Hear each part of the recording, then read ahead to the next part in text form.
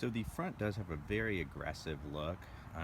It almost is like a hybrid between like a Jaguar, BMW, and of course a bit of Audi touch in there as well. As some of you guys probably know, Kia hired the Audi designer. I showed a little bit how close the Optima was to the A4.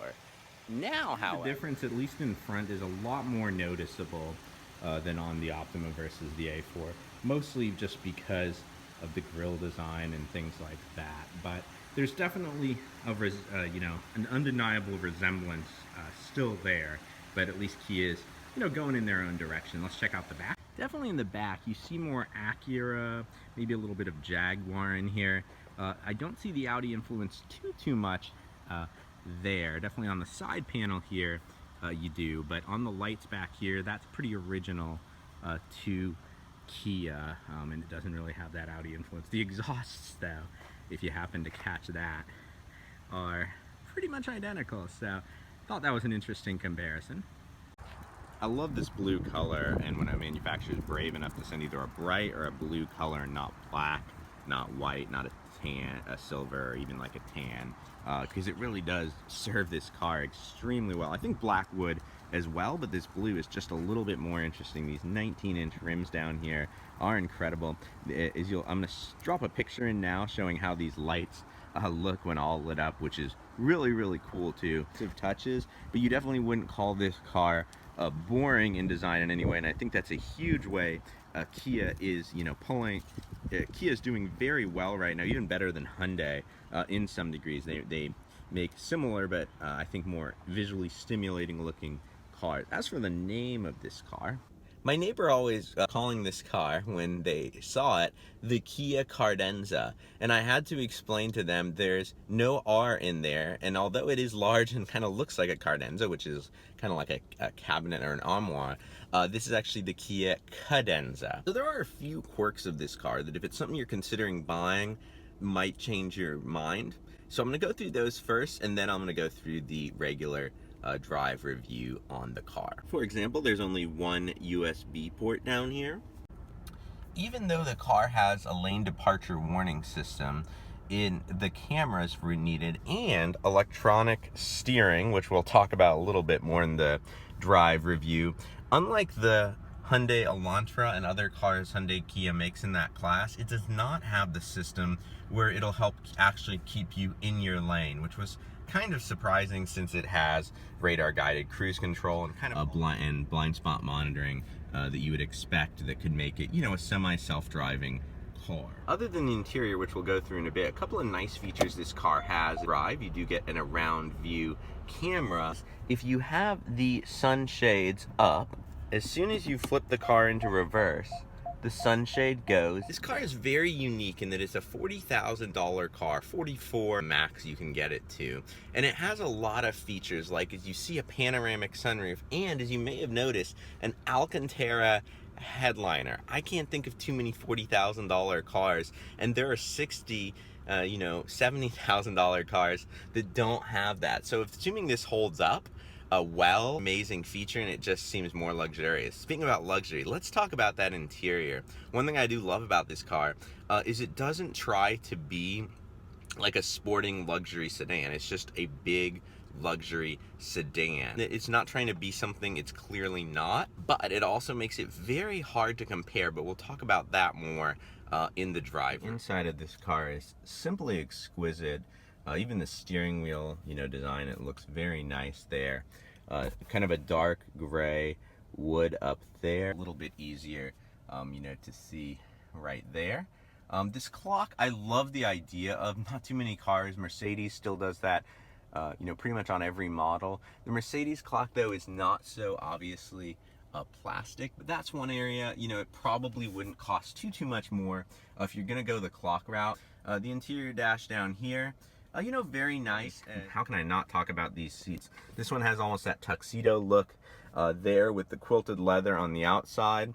Nice bolstering, as we'll talk about in the drive review. You may have noticed there is stitching up on the dash there, which gives it almost like a leather look dash. I love that. I don't know why, if you use a premium plastic up there, you wouldn't do that. And then, yeah, the other door over there is just the same, except Dr. Pepper cans not included by Kia. The back of this car, however, is definitely where things get a little bit more interesting. Let me show you why. 2 7-feet people, I kid you not, could fit in this car. A 6-foot and 7-foot person could both be comfortable. I can kind of fold my legs over like this and have plenty of room and be totally comfortable. I have sunshades, nice feature as well. Had the Alcantara roof, which I talked about a little bit before up there. Climate control vents, a console. Even on the console back here, they went ahead and hid the cup holders with nice high gloss plastic, which you see a lot of throughout this car. So you got the dual cup holders, but it covers so you don't have to look at those ugly cup holders. If I'd have spent my entire week with this car back here, this probably would have been one of the better reviews. It has heated seats of a car I'd come across. You get to look at the beautiful interior up there. Unfortunately, probably most people watching this video, unless you have a driver and are considering this car, probably don't spend the most of your time back here or in the passenger seat up there, which are both very, very nice places to be. So let's talk about that. This car drives. I put it in sport mode, not because I think this car would be sporty, but because mostly of the steering, which is extremely vague. Even on the highway, you'll have to adjust it like this just to kind of make the adjustments you need to stay in your lanes. So I like sport mode for that reason. It also gives you that little bit more power. Looks very, very nice. Same power numbers as well, probably because of the front wheel drive. The exhaust is hidden, but looks very, very nicely integrated down there.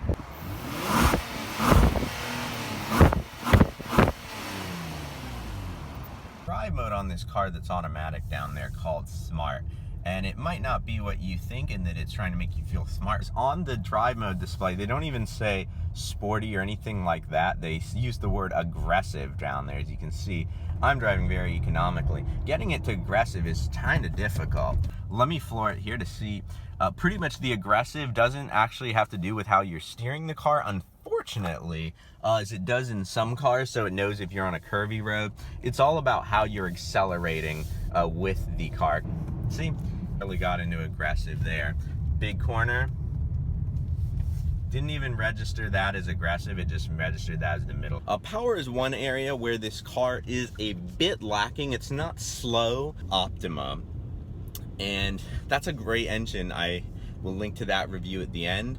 But that whole car in general gives this car a lot of competition. If you don't want, like, love the exterior of this car, and you don't need the size and comfort in the back, then that's possibly the better car, and obviously you'll save some money too, because it feels a lot faster. Now, outside of the steering, the brakes are a little bit soft, but even for a luxury car.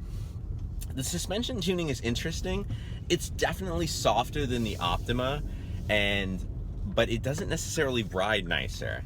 So that's one area where I would have liked to have seen. I'm gonna give it kind of a softer suspension, at least make the ride nicer. You think with a longer wheelbase and a heavier car, even if they left the suspension the same as the Optima, it would have ridden better, and it only does marginally so. Coming into another turn here.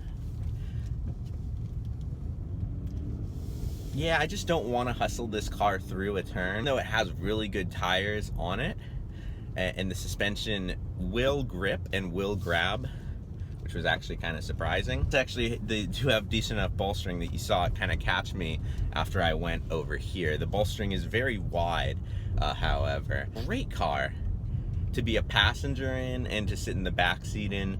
Driving it is definitely not something I really totally look forward to, but I guess that's not really what this car is all about.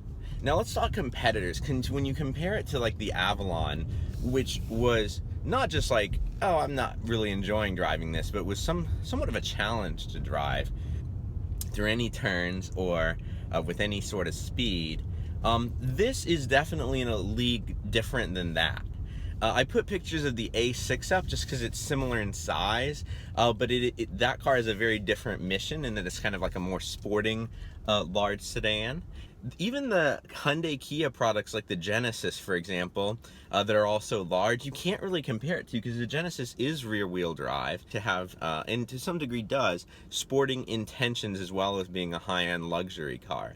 So the best car maybe to compare this to, and let me know in the comments if you think of a car I'm missing, maybe the Optima, which is its sister car. More towards the Optima, I like the way this one looks outside a little better. It has a certain presence. The Optima is slick looking, but this just has presence. Interior is nicer than any car in the $40,000 price range deserves to be, as you saw earlier. You like this better in those two ways. You're riding around in your 6 foot plus and driving around someone's 6 foot plus. No one necessarily, I don't think, needs this much space. This would be like a great Uber, but this would be a great car if you just wanted to, I guess, have a driver and his salary would be less or equal probably to almost to what the car costs. Like, this would be a great car for that, because it is very comfortable and nice back there, and even in the passenger seat. Or I guess if you are a passenger a lot and have a car buying decision, and I think that's why sales numbers on these guys are a little low, is because it is a very niche market. Really a lovely car, and that's what kind of makes it a shame. And now Kia has even a higher model above this guy. It does have rear wheel drive, and maybe I'll check that out. I believe it's called the K9. I want to say 900.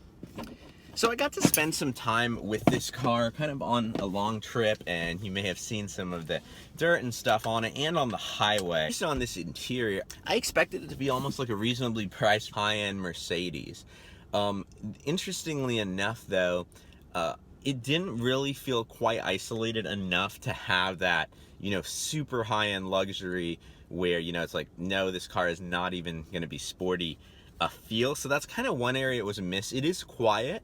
It is very, the engine's so smooth and quiet that sometimes when you're, you know, at a light, you think it has a start-stop feature, you think it's a hybrid. We've seen that consistently is in like some Lexus products where, you know, it's so smooth and so quiet, you look down to see if the car is still on and still running. So they've done a great job isolating the engine and like sound-wise isolating you, and the seats are fairly comfortable and they're heated and cooled and a heated steering wheel. So all the check boxes are there. It's just the ride itself isn't quite there. Also, the Harman Kardon stereo, not even better than the one on the Optima in this car. And if anything, how, and maybe not as strong tweeters, it's almost closer to a Bose system in that, you know, it sounds nice at first, good mid high range. That I would have thought maybe they could have gone with like a Logic 7 type, you know, setup or something moderately higher end to differentiate this from the Optima. What is this car? And what I mean by that is what we talked about earlier, where it's hard to find a competitor, know who the demographic or buyer necessarily might be. I'm thinking maybe it's like a Lexus buyer who's looking to save a little bit of money.